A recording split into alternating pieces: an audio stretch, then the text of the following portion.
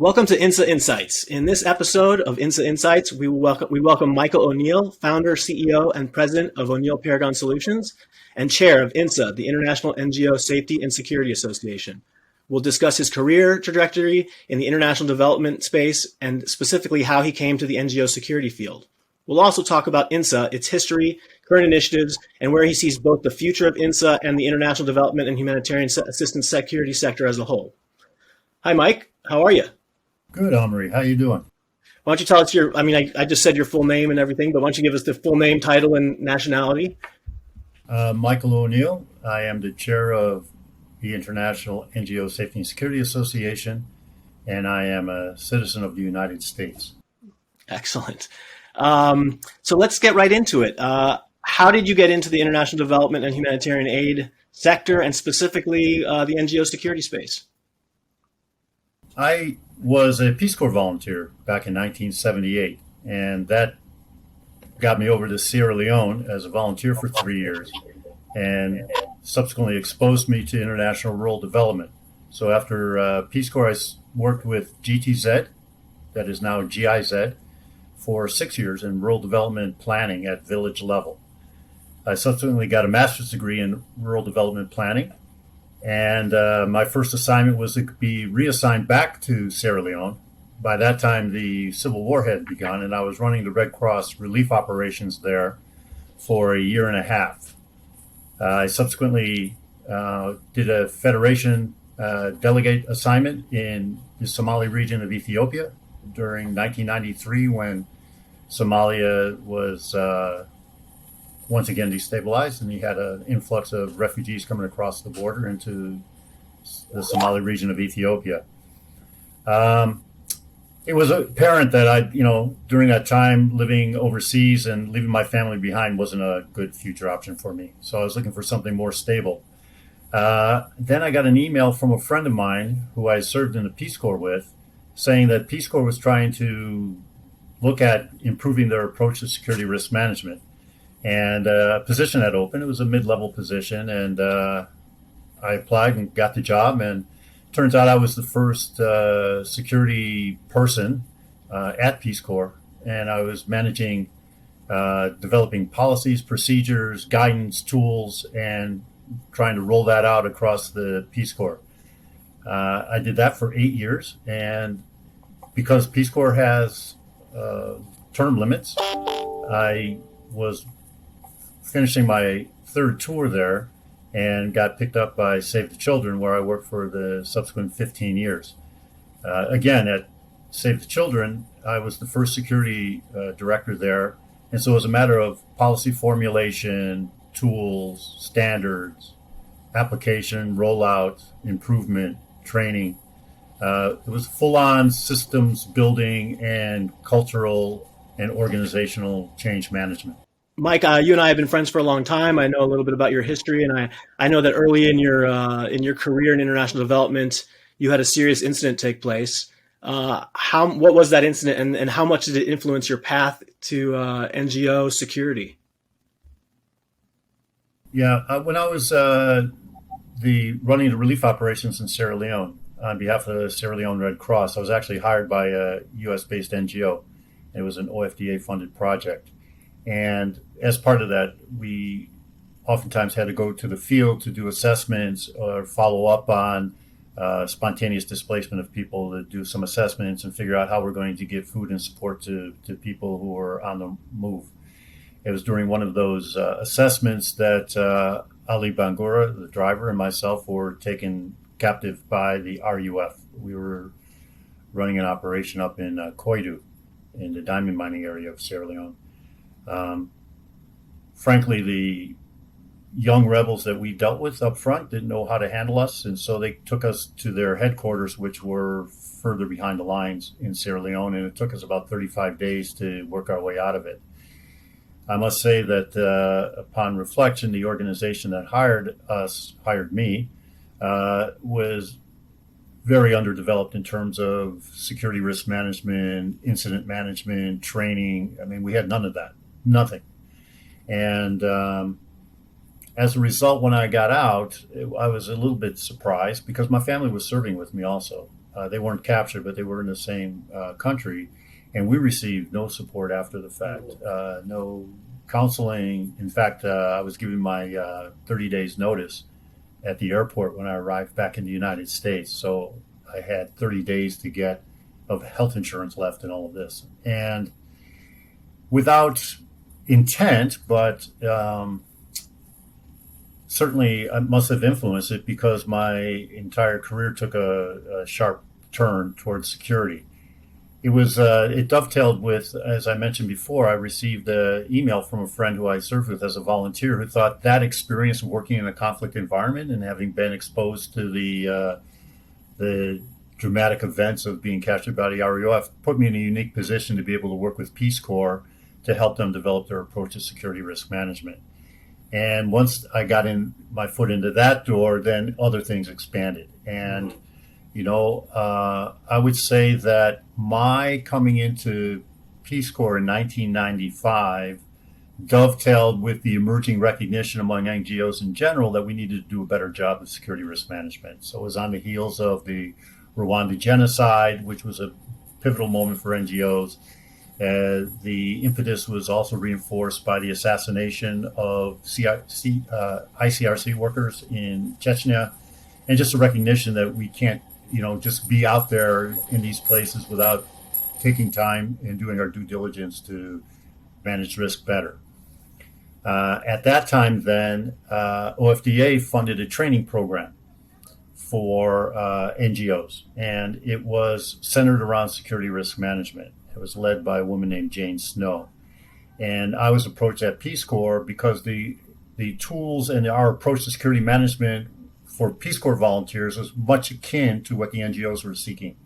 And so I got myself onto the team, and we delivered this training. We designed and delivered the training. One was held in the Everglades in the U.S., and the other was in the U.K. There was about 25 participants at the time. And it was a 5-day training. It was pre-heat. Before heat was called heat, we did this training. It was full-on landmine awareness and hostile checkpoints and preparedness and radio communications. At that time, radio communications dominated, and it was 24/7. So anytime during the day or night, something could happen, and you had to respond according to your training. What's interesting about that is there was only very few people who were full-time security practitioners at the time. I think in the NGO space, you mean? In the NGO space, yeah. I think CARE had Bob McPherson was at CARE at the time. Sure. Terry and Tina Westbrook were there at the training, and except for them, those are only the real people I know who were full-time in that space. Others were country directors or operations managers who were essentially security focal points. And that was really the emergence. One member of our team there was Conrad von Brabant, and his job was to document what we learned during this training, which subsequently became GPR 8, which is the ODI book that came out, Operational Security Management in Violent Environments, which originally came out in 2000. It was the byproduct of this training process, and it was subsequently revised in 2010 and still stands as a seminal document. It's worn pretty well. I mean, there are certain areas that it needs to be revised again, probably. But it became the foundational document for security risk management globally for NGOs. That's great. I mean, and in this, you've kind of given us a history of NGO security management. Certainly, your take and your perspective. Do you think that it's grown? The community has. I mean, obviously, the community has grown since then. But do you think the way that NGOs practice security management has matured, or is it still languishing? Well, let me just take you through that. So at that time, the standard was, really about keeping staff safe. That was really the perspective. And even though we talked about acceptance and deterrence and protection, the preponderance of expertise out there at the time, except for the ICRC, was largely in the protective arena. A lot of ex-military were the trainers and were those people engaged in security management at country level or during humanitarian response. In a humanitarian response situations, usually had an ex-military person or a logistician or a combination of the two that wore the security focal point hat. Mm-hmm. And there was a bit of keeping staff safe as being the dominant theme there. And this is probably from the mid '90s to about 2000. Then with the movement toward ISO 31000, the lexicon started changing. We started talking about security risk management and using the risk management tools that were coming out of ISO 31000. And that has stood the test and has been developed over time. And it's still fairly dominant, but it's been modified a little bit by being subsumed by the whole concept of duty of care. Mm-hmm. And duty of care is an employer's responsibility to put reasonable measures in place for foreseeable risks, which presumes you've done a risk assessment and you have these measures in place. This has been further refined even to this day by measuring success by accessing vulnerable populations. So the evolution of, what are your key indicators of success is zero incidents or accessing vulnerable populations. So the emergence has come along that line. And I think what's important here is that by using accessing vulnerable populations as your indicator of success, makes you less vulnerable to becoming risk averse, which is, if you're measuring it by number of incidents, well, clearly, if you don't go to places that are risky, you're likely to have less incidents. But as humanitarian and rural development professionals, we are going to these places. That's where the need is. And so using staff safety as your indicator of success becomes less of a true indicator of effective security risk management as opposed to accessing vulnerable populations in the most complex of environments. Right. Well, in that regard, what differentiates security management in the international NGO sort of development space to security management in other sectors? I think of extractive industry. I think of, academia, things like that. What differentiates? And, you've had the hindsight of looking at your career in both on the NGO side. You have private sector clients now, but also in the Peace Corps. What differentiates security for those types of sectors from the NGO sector? Even at Peace Corps, even before it had a name, at least the name that I was familiar with, we relied almost totally on acceptance. Peace Corps volunteers living in rural populations have a very loose dotted line tether to any kind of real support from Peace Corps as an institution. I mean, essentially, Peace Corps volunteer service is a platform to serve. And it's your integration with and your understanding of your community, the context, who are the key stakeholders, all the things we now know and we attribute to acceptance is what the practice was for Peace Corps volunteers. A heavy dose of training on cross-cultural understanding, language proficiency, negotiation skills, things of that nature.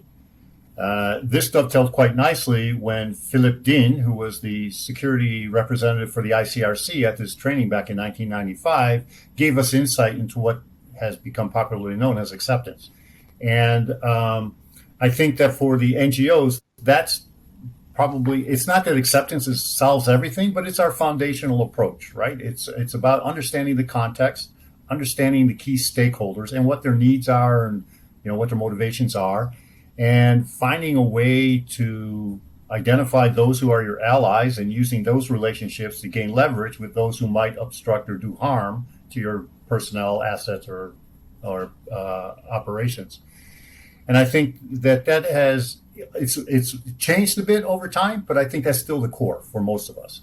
And obviously, areas where it becomes more difficult to gain acceptance, especially for armed actors, we need to be a bit more thoughtful and not be so naive as to think that because we have good programs or we're saving lives or the communities accept us, that somehow we are immune to being targeted or interfered with. And so I think we have to have that broader perspective. I think the big difference is we start with acceptance and build on, where many of the others start with protection and then add the acceptance or what they would call hearts and minds or something. I think it's corporate social responsibility. Yeah. I mean, no matter which approach you take to security risk management, it all requires an understanding of the context and identifying and analyzing key stakeholders. What you do with that information, I think, is where the difference comes in. Right. taking that into account, describe what you see as the current state of security management around the world within the NGO community. Where are they as far as infrastructure, internal infrastructure goes, and then as a sector, how mature is it? Well, it's come a long way. I mean, but there are, as a maturing industry, we're finding other things. So I think what we have, and when we talk about INSSA a little bit later and the competencies that have been developed, this is born of 30 years of experience and what we've learned from trying to be effective security risk managers in the field over time in all kinds of different environments. I think, though, that where the industry is today is, I think if you look at analysis of recent, the failure to consider intersectionality in our analysis and our guidance to our colleagues. The field still is dominated by Western male influence. Look at the two of us sitting here. Fortunately, there are more and more women coming into the field. The Women's Security Initiative, Women in Security. I think the recognition of women in the recent Security magazine is an important part of it. But I also think that getting off the Western domination of thinking around security also is important. We're finding that it's the enemy within that we have to consider also. Most of the security assessments look at the external environment and identifying stakeholders external to the organization, where it's becoming quite clear that there are certain threats within the organization with regard to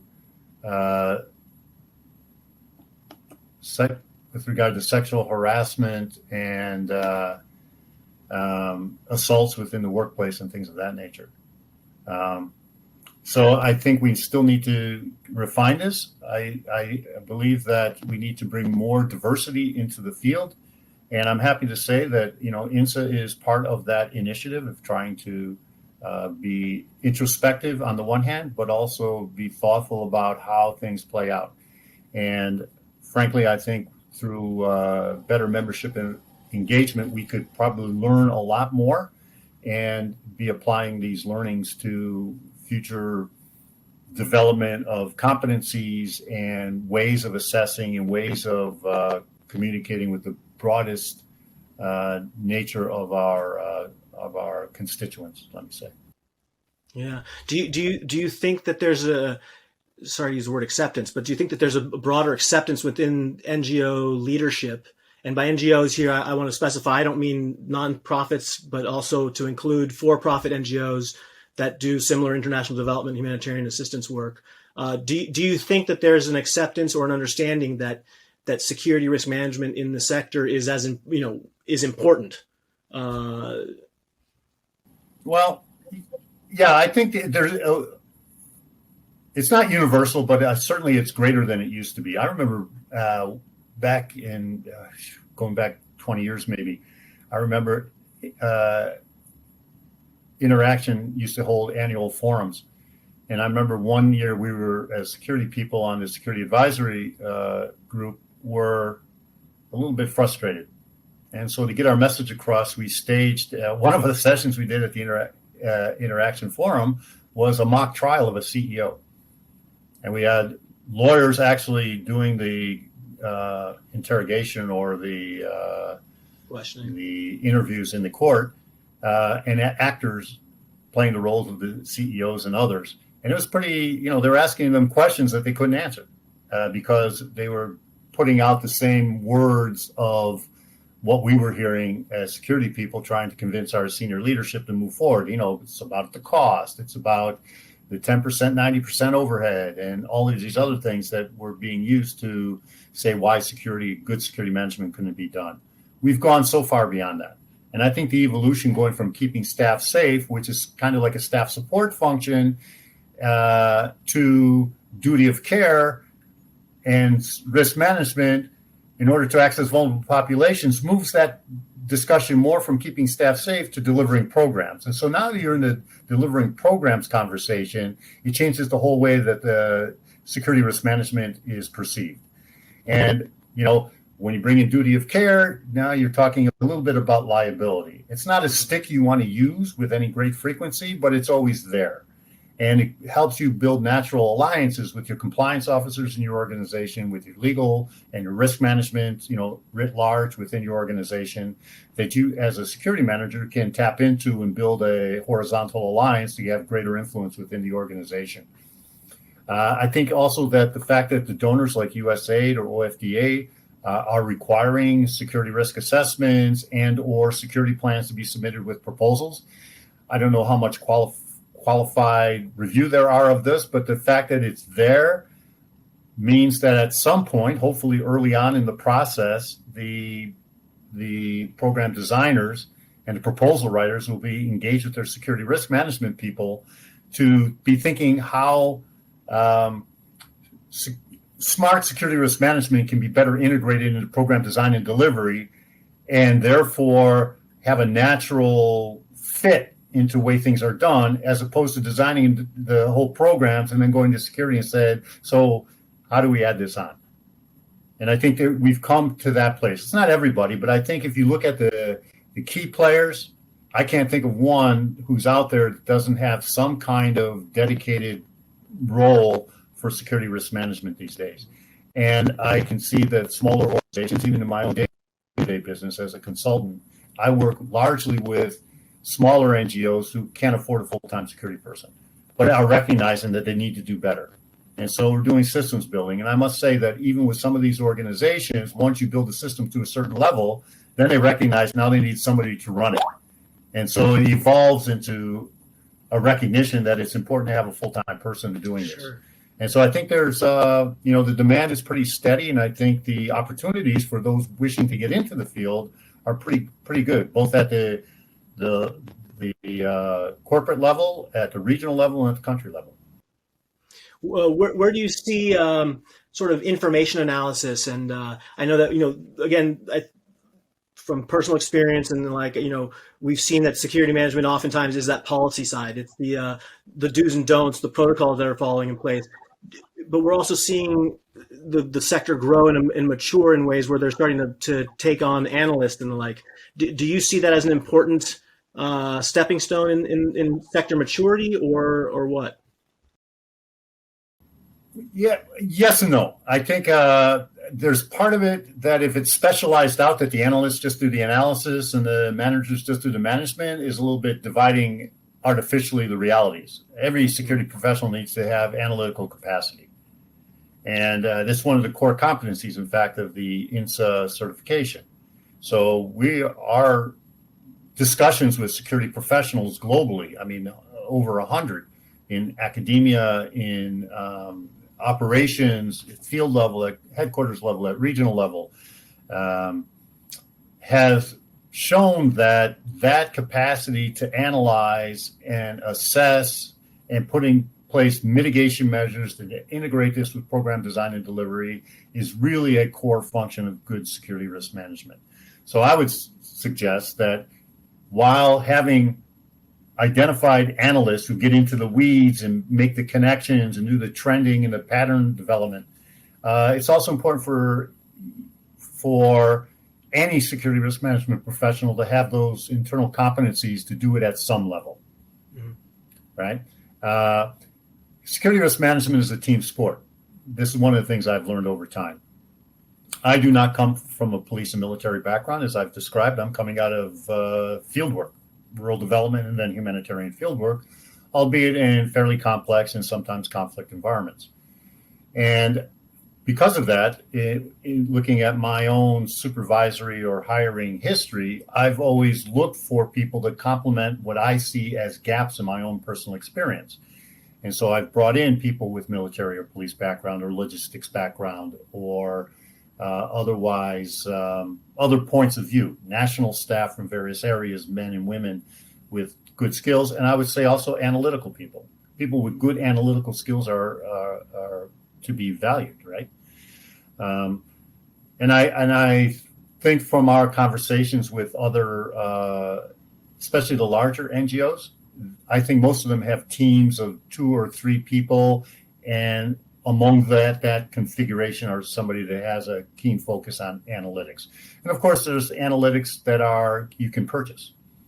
The various vendors are out there. That some are attached to your insurances, some are bilateral contracts, some are provided by PLSOs and others.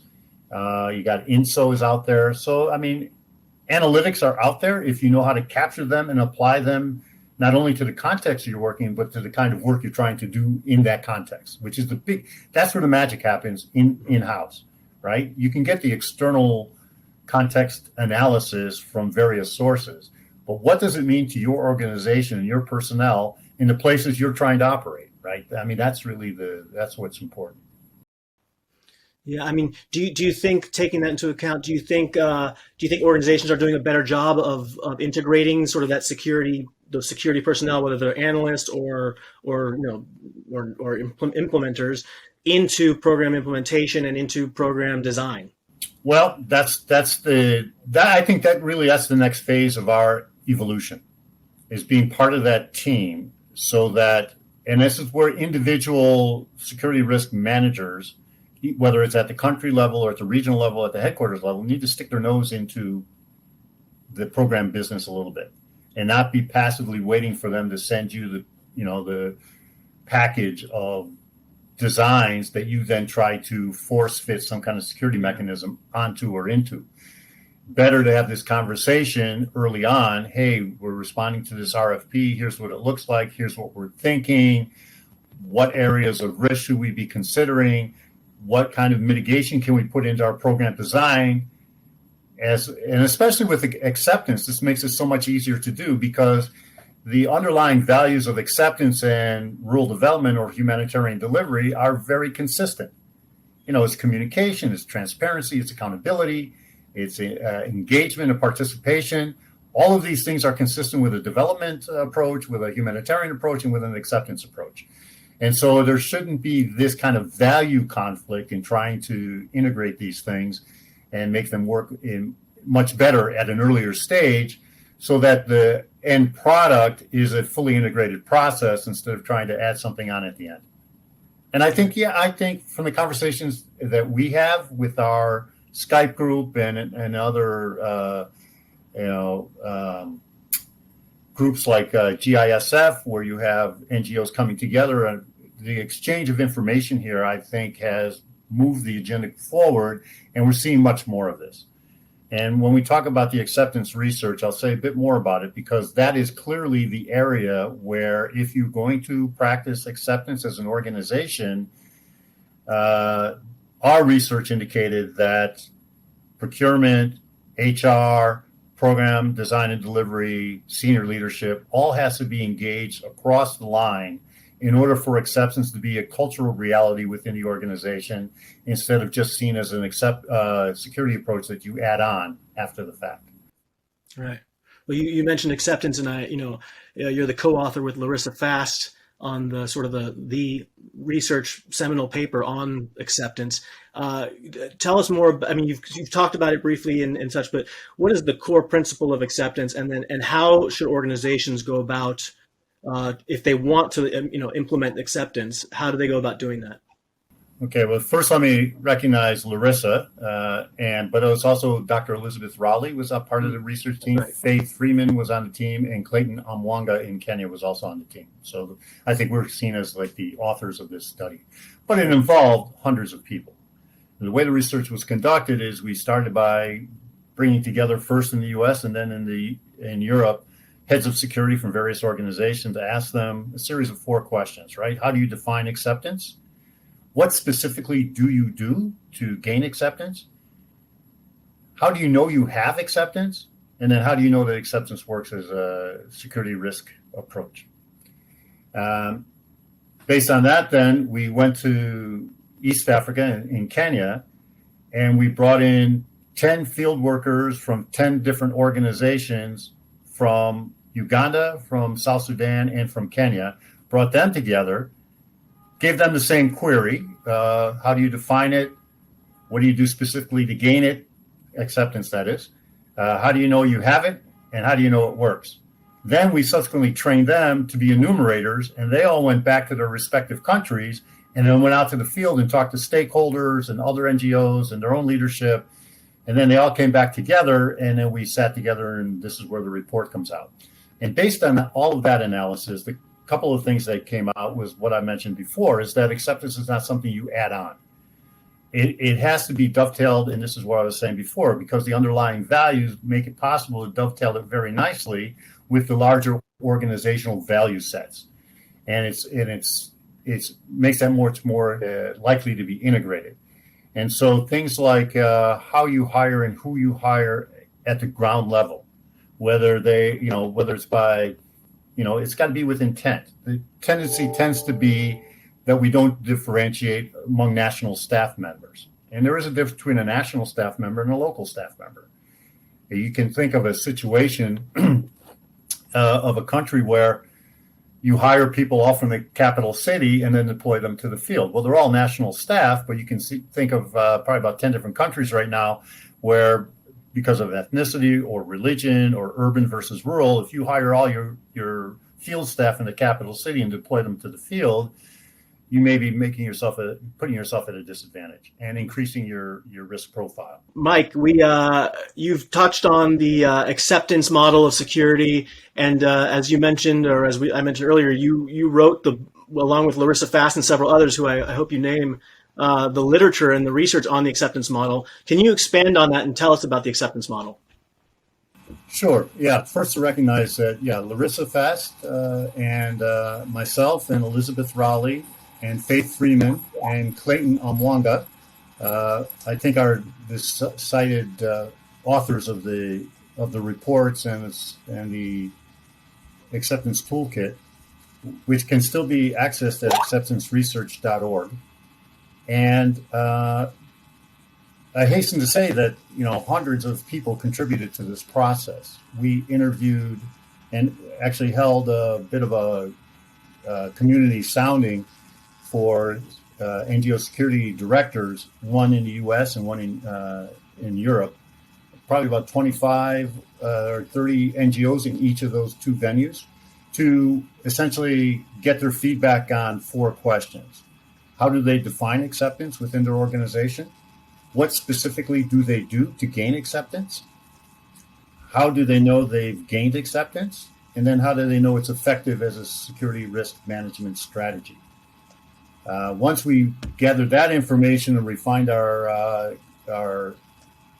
instruments a little bit, then we convened a regional meeting in Nairobi, Kenya, where we invited 10 field workers from 10 different NGOs in Kenya, 10 from 10 different NGOs in Uganda, and 10 from 10 different NGOs in South Sudan.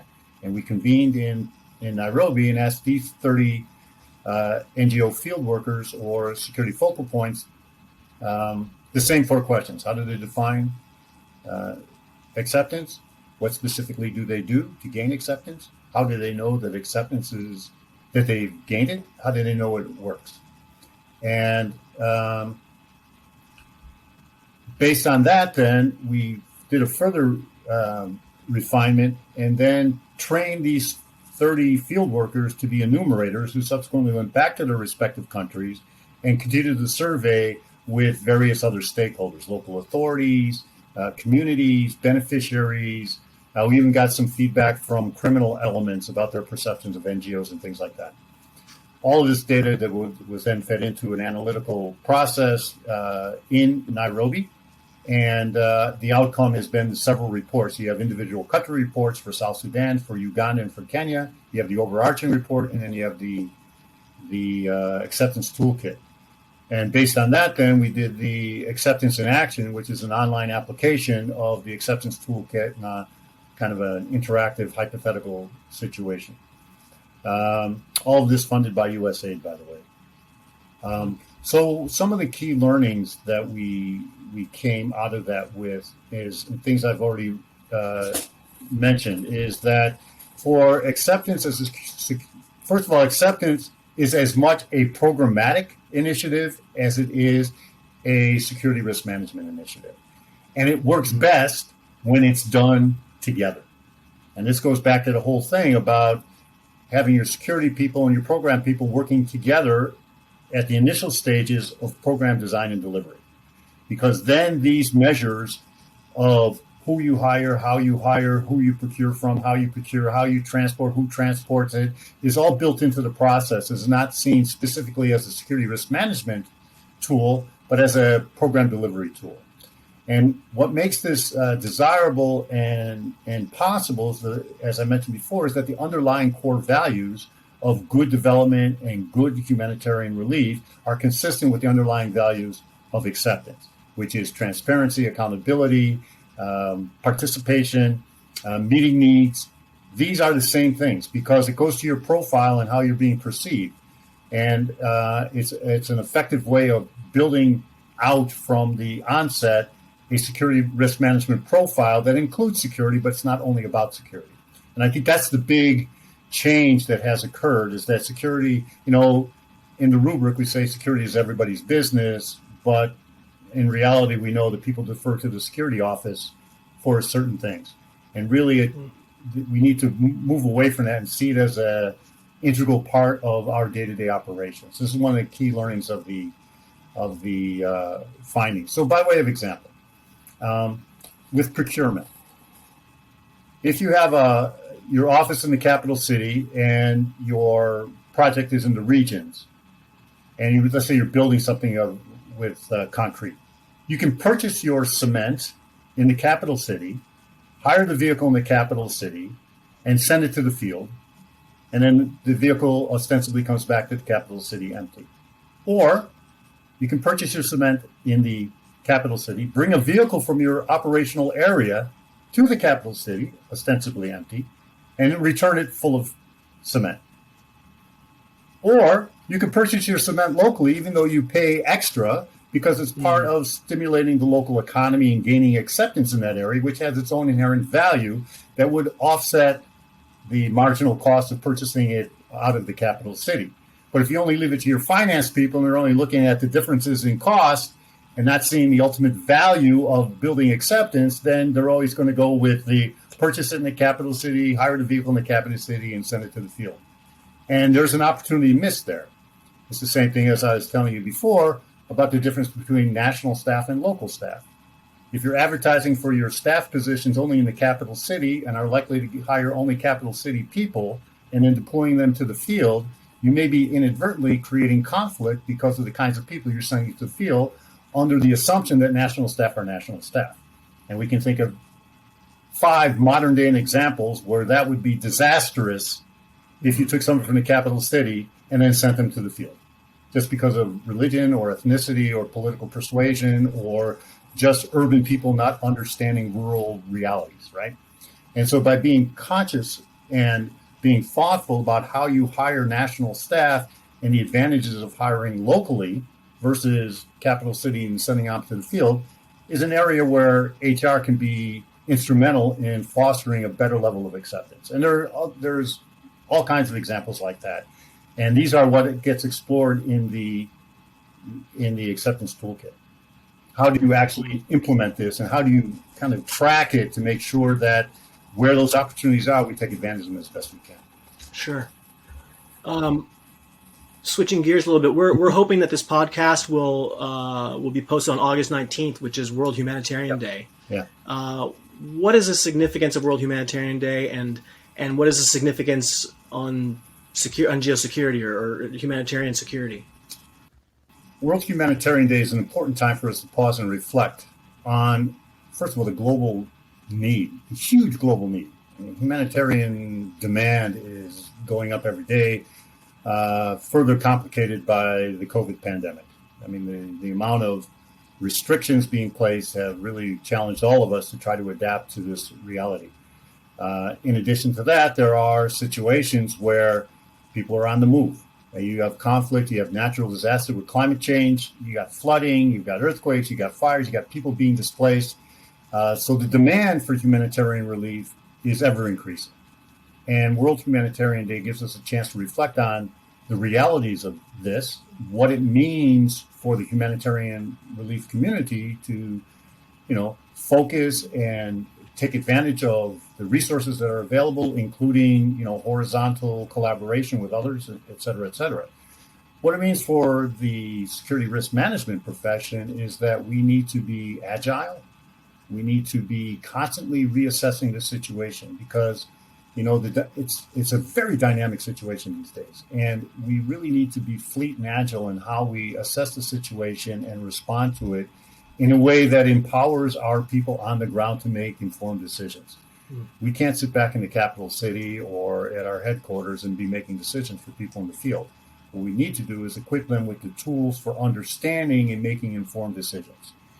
And subsequently, when something happens, how to respond in the most effective manner. If we look at Insecurity Insights and other incident tracking services that look at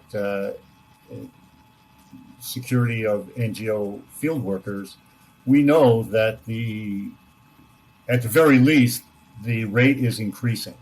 And the numbers are significantly increasing simply because there's more personnel in the field, but the rates are also increasing.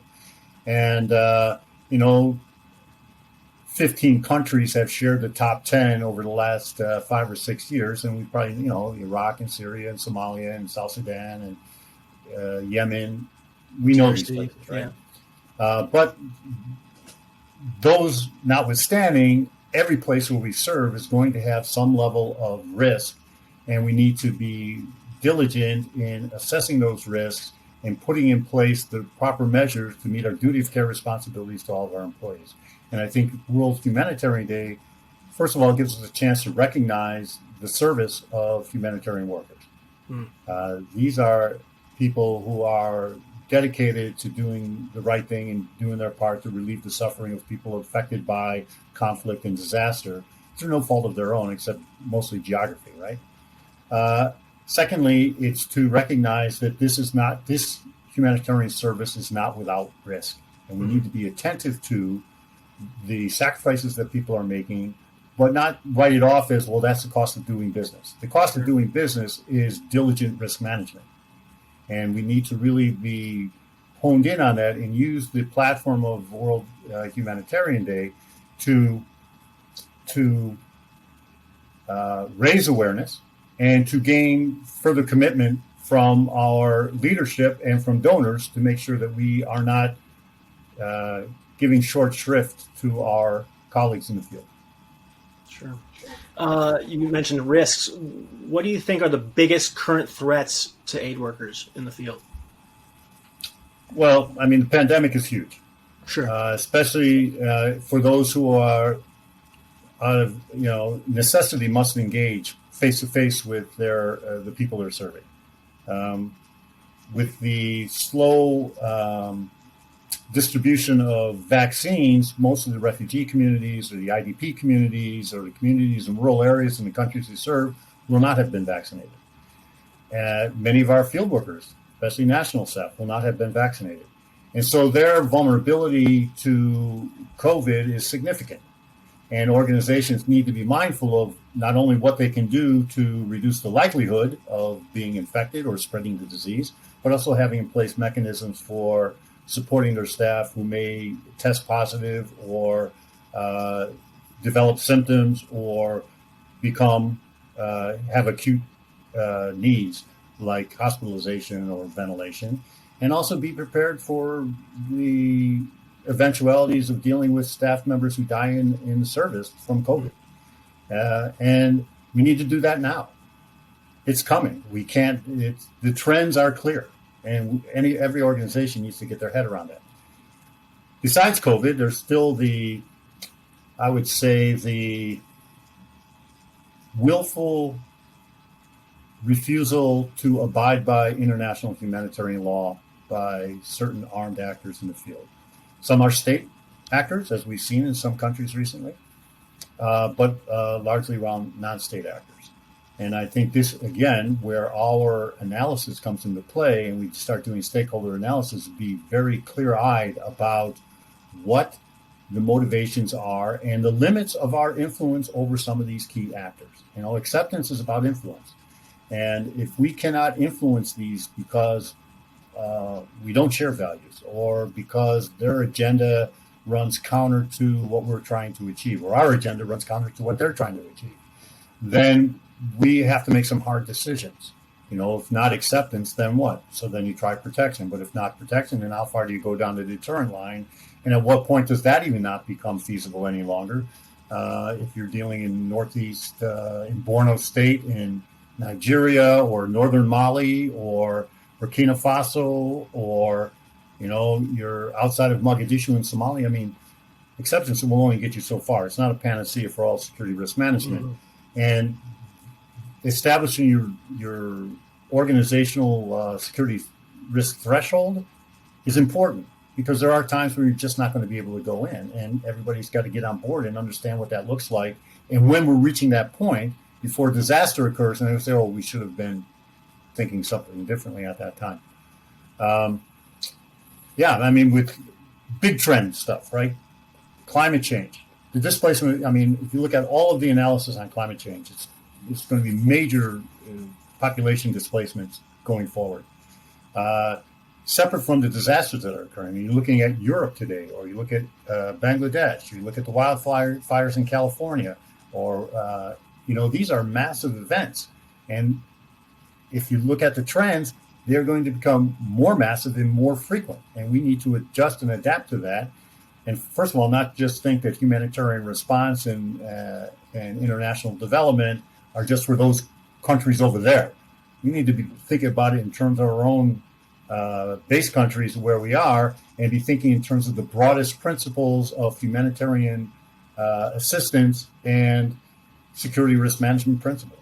And it should not be, the application of it may differ, but the core principles should remain the same. Sure. You spoke a little bit about some of the existential threats of climate change. What are other future threats that'll impact security operations for aid agencies? There's a couple things. One is through the brave efforts of a few of our colleagues, female colleagues, Megan Milbert comes to mind. They've exposed a phenomenon that many of us probably knew was going on, but didn't say much about, and that is the harassment and assault of female colleagues and in the field. Mm-hmm. And this is from internal. It's not a guy out there who's making advances toward our female staff, but it's colleagues using their power position or their relative gender power to take advantage of our female colleagues. I think that's a huge issue. And it's becoming exposed, and it's getting out there, but we need to adapt to that. This is, again, why we need more women in the field of security risk management, because their view and what they bring to the table gives us a different dimension and a different view of how the world looks. I would go further and to say that the whole theme of intersectionality, LGBTQ, trans life, all these various things, these are the realities of our world, and as those needs rise to the surface, we need to be agile and adept in creating the space for them to serve also, and to be protected and not being taken advantage either within or from without. Mm-hmm. And that means, understanding laws in country and how they apply to our field workers in these contexts, whether they're national staff or international staff coming in.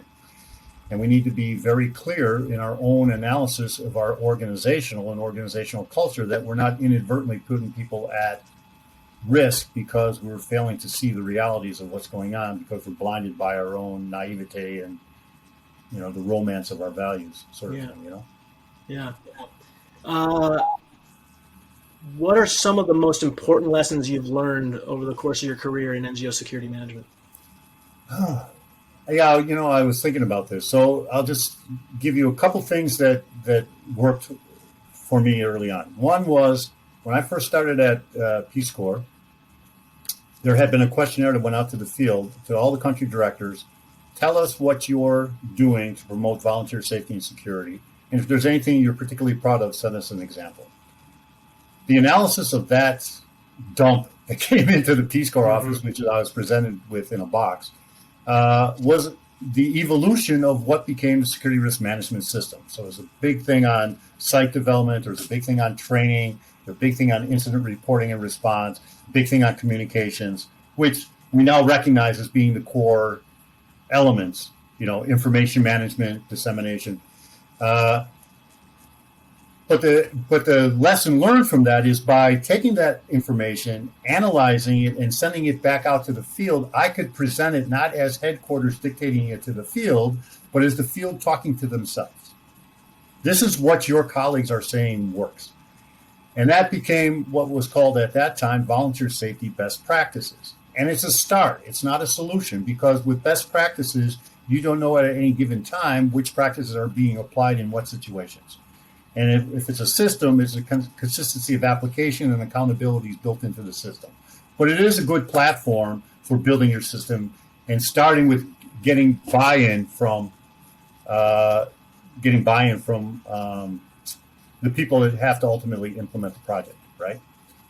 The second thing, I had a mentor one time who asked me, when was the last time I talked to the program people? And she ultimately said, look, you can't do your job in security unless you have a better insight into what programs are doing and what they're developing. So I want you to go up to the program people, choose a program person you don't know, and sit down for 30 minutes and just ask them this question: what are you working on? It was magic. I took it from there. I learned that at Peace Corps, but I applied it at Save the Children when I was there, and it works very well. And I learned that there were things in the pipeline that I hadn't been aware of. It gave me an opportunity to talk about security risk management without it having to be a crisis. If you're dealing with an incident, then everything's focused on the incident itself. In this case, we can talk about the relative value of building security risk management into your program design and delivery and proposals and things of that nature. The third thing that I learned very well, this was at Save the Children with another mentor. He said anybody could come in here and critique anybody else's department. What you need to do is you have to come in and be propositional. And I when I've mentored other people, I always say, be propositional. Give somebody a possible solution to the problem. Just don't point it out why it's not working. What are you proposing to do differently? Sure. So I think those three things of engaging your program people and decision makers early on in the process, continuing the dialogue and not wait until there's a situation before you start engaging people on the security side, and being propositional when you're coming forth with any kind of critique or diagnostics or whatever you call it in your own organization. Pointing out people's weaknesses and faults is necessary at some point, but build on your assets and be propositional on how to carry forward. Couple other things. Security risk management is, beyond the technical piece of it, is oftentimes about organizational change management. And so every security risk management professional should have some passing familiarity with how to affect change within an organization. And for me, I came out of the rural development planning field, where diffusion of innovations was a key set of principles. If you look at security risk management as an innovation within an organization, there's a lot to be learned from diffusion of innovation theory and application about who your messengers are, how you construct the message, how you build alliances with people who are doing the right thing instead of by focusing on the people who are doing the wrong thing, et cetera, et cetera. Excellent. Yeah. Along with your research on the acceptance model, what books or research do you feel are essential reading for anyone interested in NGO security management? Well, I think I found great value in a book called Never Split the Difference by Chris Voss. It's about negotiation, but it's not just, although he's coming out of the FBI international negotiations, it's more than that. It's how to negotiate with your children, your teenagers about curfews, or how to negotiate with your spouse about reality TV versus sports. But it's also about hostage taking. But it's also about how do you negotiate a salary in the workplace. And the core principles of this are invaluable, and I highly recommend it. And I've recommended it to you several times also. Yep. Um, In fact, I have it on my desk right now. to be honest with you, Amr, I've been reading so much about COVID these days. As a kind of offset, when I'm downloading and just reading for my pleasure, I'm currently reading Player Piano by Kurt Vonnegut.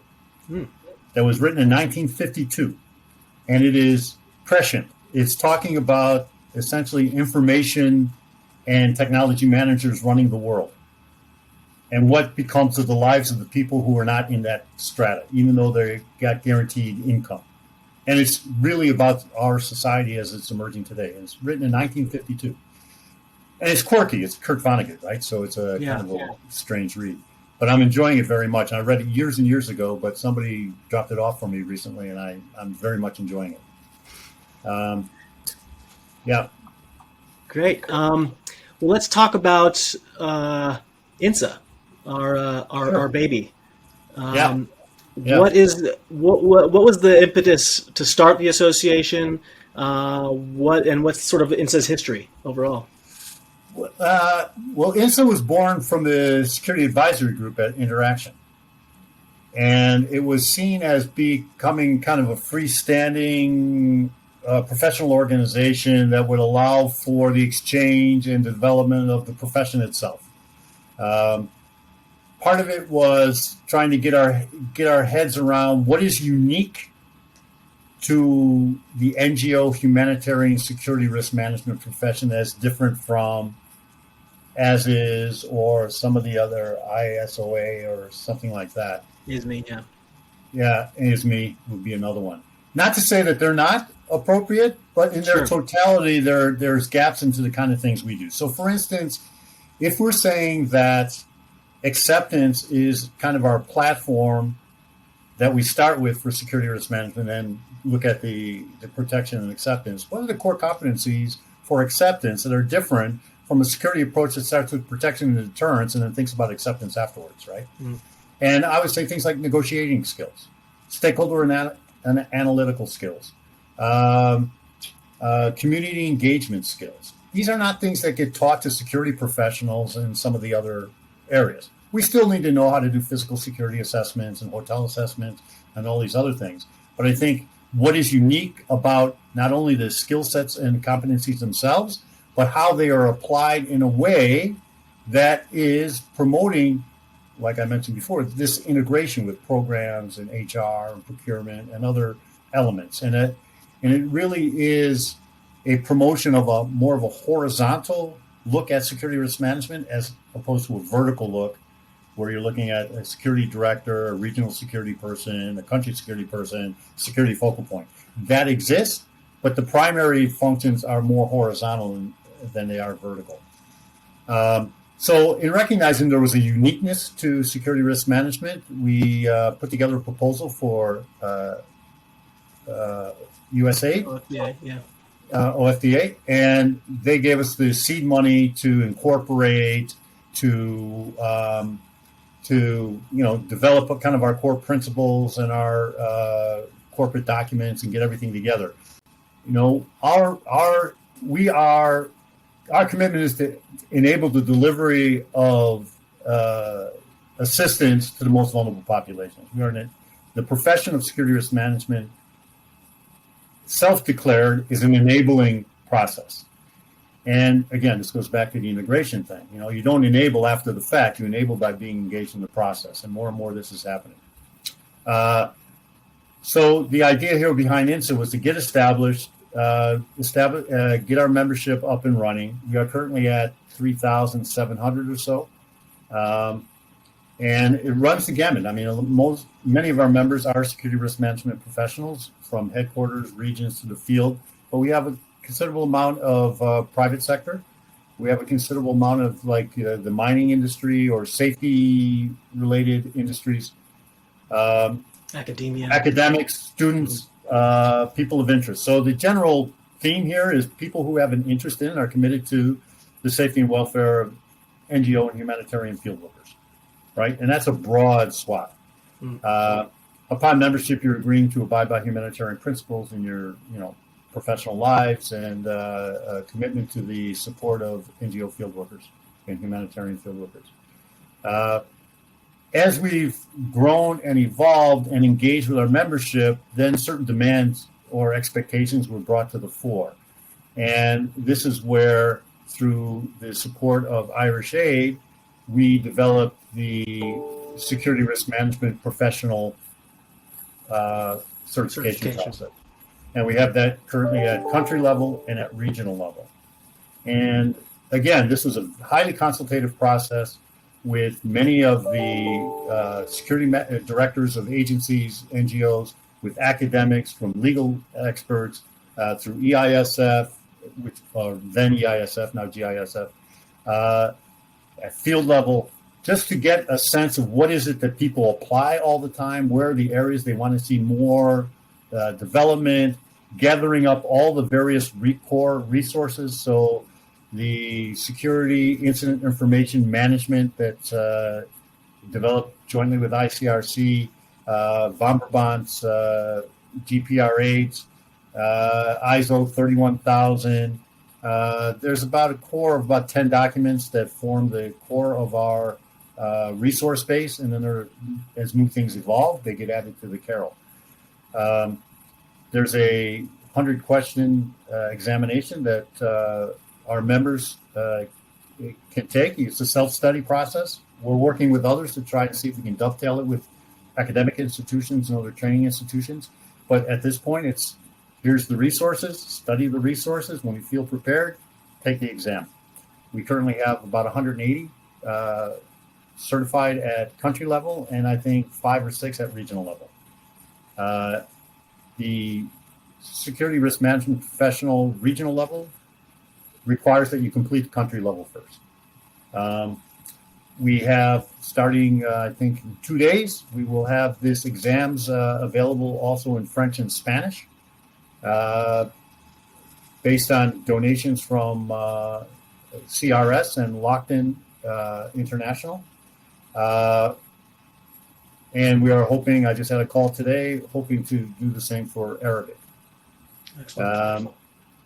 We have aspirations of all kinds, but our board is all volunteers, and we do receive generous donations from our members. We received a very generous donation from our good friend Johnny O'Donnell in the name of Robert McPherson. So we've set up the Robert McPherson Fellowship, and that is underlining some of our new initiatives.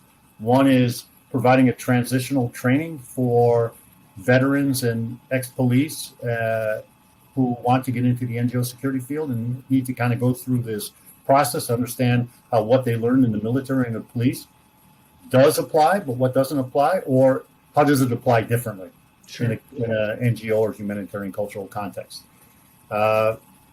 We are also, again, working on the Arabic translations. We are trying to get our mentoring program up to speed. I'm missing one. Which one am I missing? I think the mentoring was all I had off my head, but there's other initiatives. Yeah, I mean we're actively moving, and really through this podcast even is being funded by that same fellowship, the Robert McPherson Fellowship, and by virtue of this is not. I mean, we're projecting out, but we're expecting feedback and requests for other informative and discussion podcasts, so that our members can constantly learn and contribute to this emerging dialogue. And that's where we are. We're really trying to be of service to our members. But I learned this proverb in Sierra Leone: the tortoise wants the box, but its arms are too short. And all of our aspirations are for nothing if we don't have the resources behind it to push it through.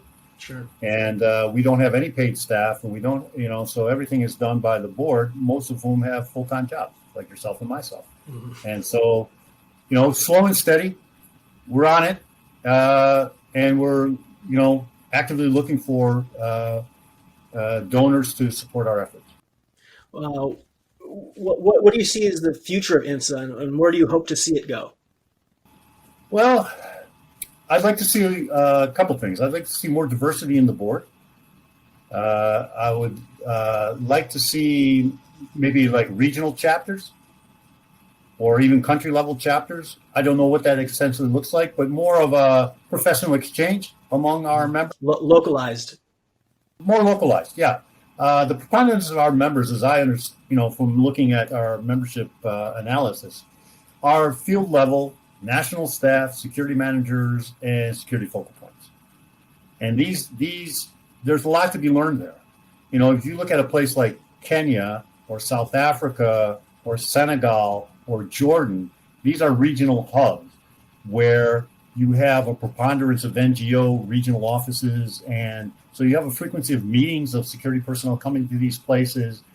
How can INSSA support that effort? How can we tap into that effort? Lastly, where do you see the NGO security sector going as a whole?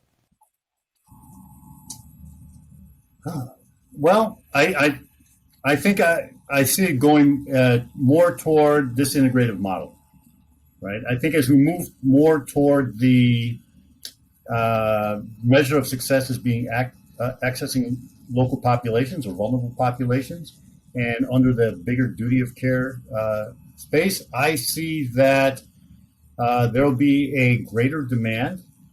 I think also exacerbated by the COVID response and how people felt they were or were not prepared for this thing. I think among those that had robust security risk management systems within their organizations, they got in ahead of the game. They were already having conversations back in January and February of 2020 about what is going to happen and how do we prepare ourselves and getting ready for work from home or getting expats back home before all the country borders closed. And those that didn't were found flat-footed, and it cost them dearly.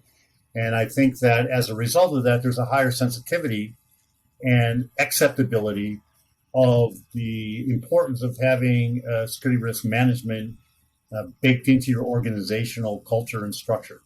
And so I think that, from a professional perspective, the demand for personnel is going to increase. I think we're even seeing in the short term right now where there's multiple announcements out there on various sites for regional security, heads of security, security managers. And I think that one thing that could be useful would be having a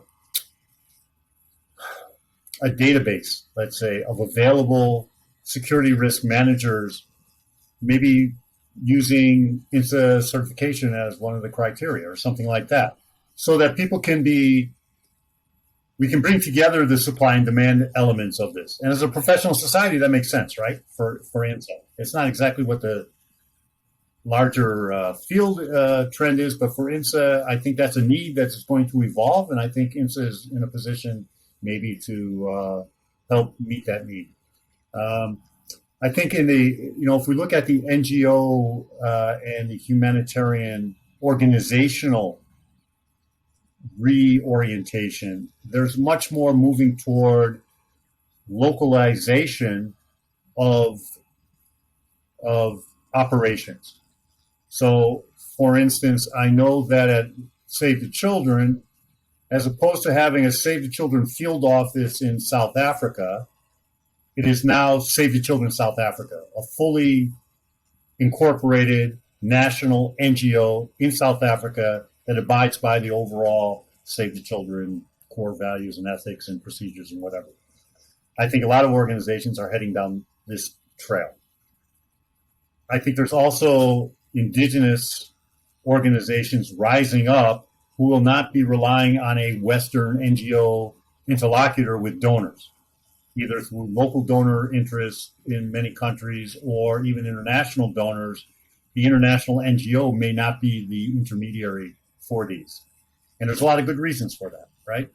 But I think those new entities coming up may not necessarily have the sensitivity to or the recognition of the need for moving forward with integrated security risk management. And so we need to be thoughtful about how we reach out and empower INSSA members, our members, to be present for this evolution. and to be there to fill the gaps when they are recognized.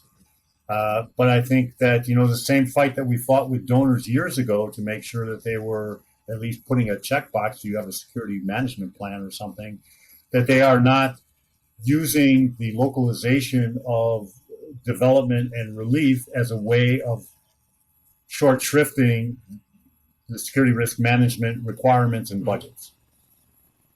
Yeah. Mike O'Neill, thanks so much for coming on INSSA Insights. Thank you to the Robert McPherson Fellowship for its generous support and donation, helping to make these podcasts possible.